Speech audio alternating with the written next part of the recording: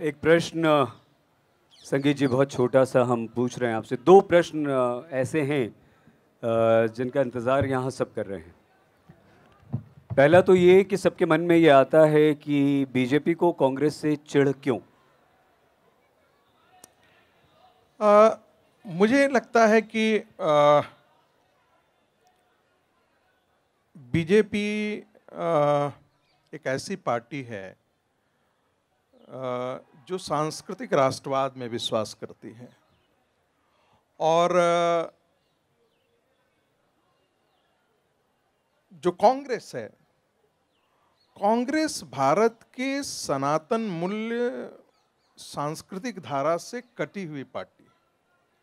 उसने कभी इस बारे में सोचा ही नहीं कि भारत की कोई अपनी एक पुरानी सभ्यता रही है, एक बहुत बड़ी परंपरा रही है,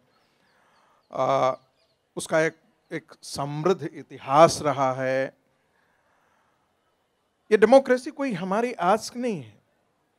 आप 11वीं शताब्दी में और 10वीं शताब्दी के शिलालेखों में कई ऐसे मिल जाएंगे जहां पर डेमोक्रेटिक नॉर्म्स हमारे यहाँ।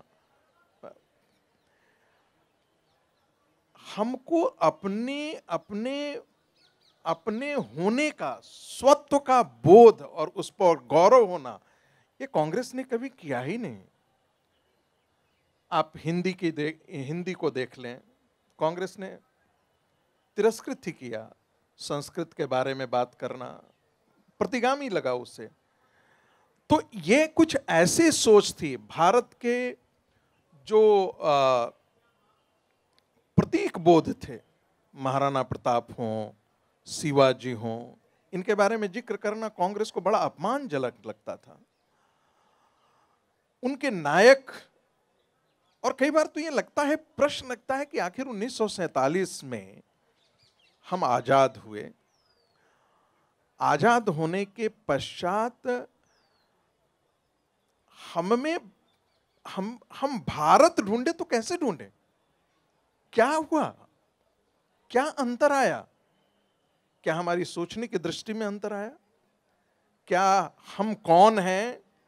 हमारी कैसी समृद्ध सांस्कृतिक परंपरा रही है?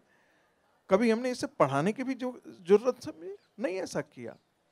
तो कांग्रेस पार्टी एक पार्टी थी जिसने स्वतंत्रता की लड़ाई लड़ी, और उसका सौभाग्य यह हुआ कि चूंकि उसका पूरा बड़ा नेटवर्क था पूरे देश में, तो चुनाव के बाद कोई पार्टी उससे टकरा ही नहीं पाई और वो हमेशा जीतते चली आई।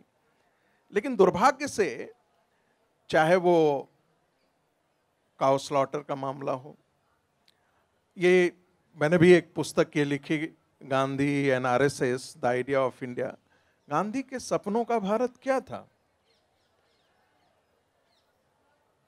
क्या भारत एक पुरातन राष्ट्र है या नहीं है, इस पर विमर्श होना चाहिए या नहीं होना चाहिए? कांग्रेस की दृष्टि में पुरातन राष्ट्र नहीं है, जबकि गांधी कहते हैं, आरएसएस कहता है कि भारत एक पुराना राष्ट्र है, पुरातन राष्ट्र है। और मजेदार बात है, हिंदू स्वराज में गांधी ये कहते हैं। अब जब राष्ट्रपिता पर जब पूरी डिबेट शुरू हो जाता है, तो गांधी खुद ही तो कहते हैं कि ये राष्ट्र पुराना है, ये कोई आज का राष्ट्र नहीं है। हमारे पुरखे मूर्ख नहीं थे। गांधी ने हिंद स्वराज में लिखा। उन्होंने पिलग्रिमेज सेंटर बनाया, सेतुबंध रामेश्वरम का निर्माण किया, हरिद्वार जैसे कई ऐसे तीर्थस्थल बनाए। क्यों बनाए? वो हमारे सांस्कृतिक केंद्र बिंदु थे। हमारे उन्होंने राष्ट्रबोध की एक ऐसी परंपरा स्थापित की जो वेस्ट के लिए उनको पता नहीं था, और कहा कि एक ही राष्ट्रीयता का बोध इनमें था। ये गांधी जी के शब्द नहीं है, मेरा शब्द नहीं है।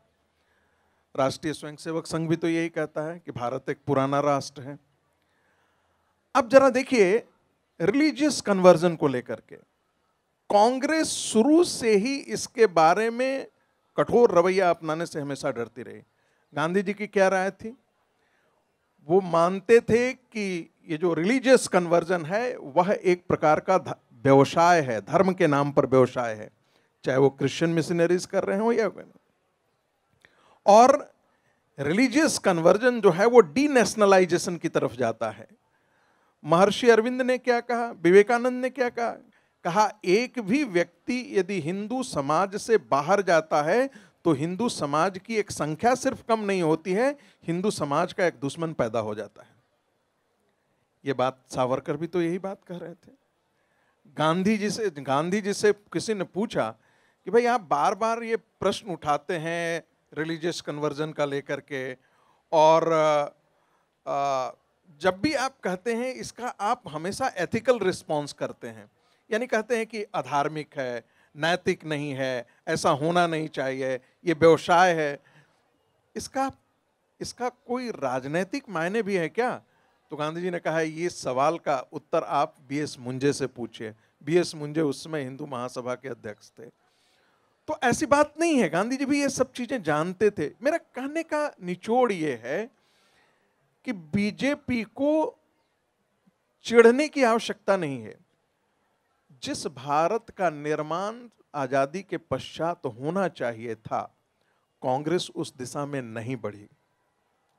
और मुझे लगता है कि वो 8 साल के दरमियान नरेंद्र मोदी ने, मुझे लगता है राम मंदिर का उद्धार तो 1947 में होना चाहिए था, सोमनाथ के साथ ही शुरू हो जाना चाहिए था। आप जो है वो औरंगजेब लेन रख रहे हैं, बाबर लेन रख रहे हैं, ये सब कौन थे? ये सब आक्रांता ही तो थे, ये विदेशी आक्रांता ही तो थे। इनके नाम से आप गौरव बोध कैसे कर सकते हैं इस देश में? तो ये देखिए, आप चाहे समाज की अपनी परिभाषा होती है। आप किताबों में चाहे अकबर को जितना महान बना दें, आप राजस्थान की धरती पर जाइए, लोग अकबर को महान नहीं मानता, राणा प्रताप को ही महान मानता है। शिवाजी ही उनके लिए सांस्कृतिक संबोधन है, औरंगजेब उनके लिए सांस्कृतिक संबोधन नहीं है। और कांग्रेस पार्टी डरती क्यों रही? इनके बारे में बात करने से क्यों डरती रही? जो मिडिवल हिस्ट्री में बंकिम ने लिखा, the entire medieval period is a chronicle of rape of Hindu women, force conversion and destruction of temples.